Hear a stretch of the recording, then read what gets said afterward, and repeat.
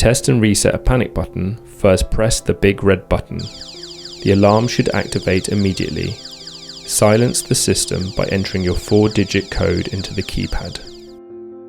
To reset the panic button, use the special key which should turn the indicator from red to green. Then reset the alarm per usual instructions. The Smart Security team provide both telephone and on-site engineer support. Simply contact our team explaining your needs and we'll get your system fixed.